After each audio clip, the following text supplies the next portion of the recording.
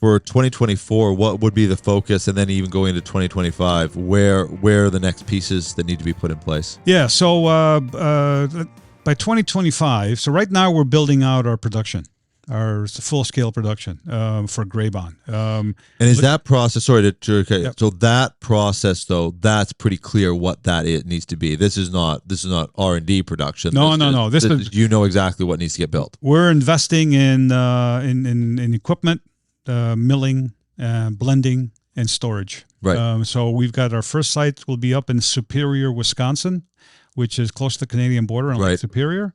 That'll be up early Q1 2025.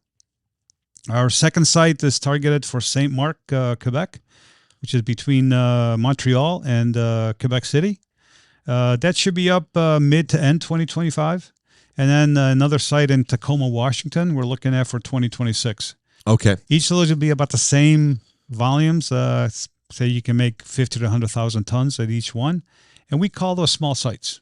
There's introductory sites. Okay. To get us going to the market, get the customers going with it. And then in 2027 and beyond, we're planning larger sites as we continue to grow. And we're looking at those likely in somewhere in the western U.S. We have an operation in Utah, in Cricket Mountain, Delta, Utah.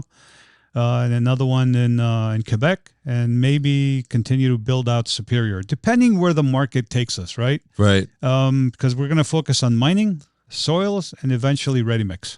How do you and I hope we're going to get into the ready mix on maybe a different episode, because that's a big market. That's a big market, big discussion. So I don't even want to go into it because it's like we won't do it justice. But so even those three, the smaller plants that are being built, how do you decide? Is it just about following the market? How are you deciding where to focus? Because oil stabilization and then the mines, both those.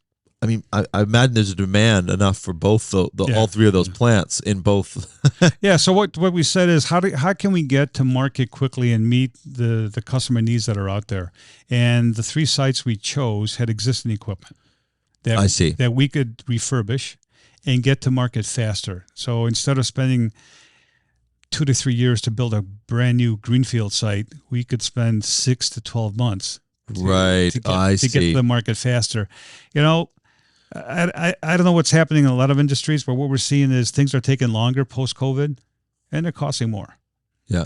It's just a reality we have to deal with. So if someone has existing equipment that can be modified, it's the best way for market entry, and then once you're in, then you can plan the bigger production. I see, because now if that large scale plant does take 3, 4 years, 5 years, whatever, but if you've got multiple ones throughout the country, you're serving the customers already, right? And then when the larger plant comes in, now you got full scale production. You can do a lot more things. What's been the biggest learning curve for you in these last? So you've been in the company 3 years. Right. Actually, I'll make it a 2-part question.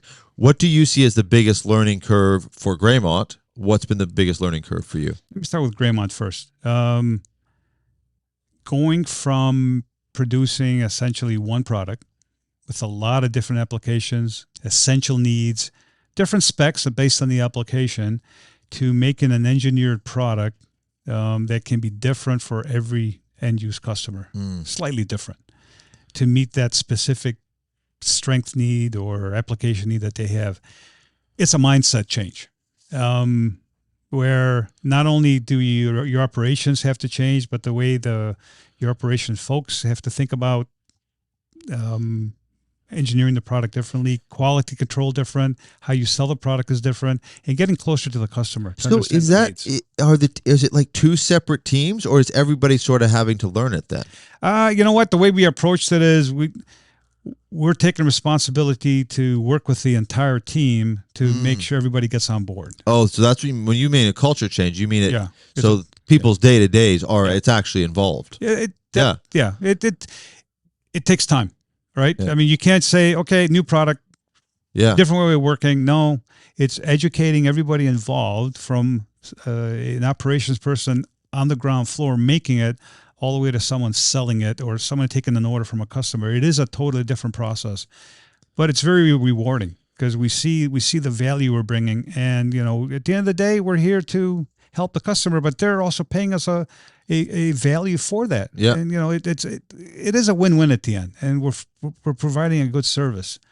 Now, for me, walking into Graymont, I think I said earlier that I knew what lime was. And, okay, I'm a chemist. We worked with it in the past. We used it in our processes. I didn't know how many things lime can do. I knew one little part of it. And what I've learned through this process is that keep an open mind. There's so many applications that you can go into, and I've got to hand it to my team that they challenge the organization to look at different ways we can use our base products into Graymont and go into all these other markets with it. So trust your team. They know as much or more than you do about what's going on.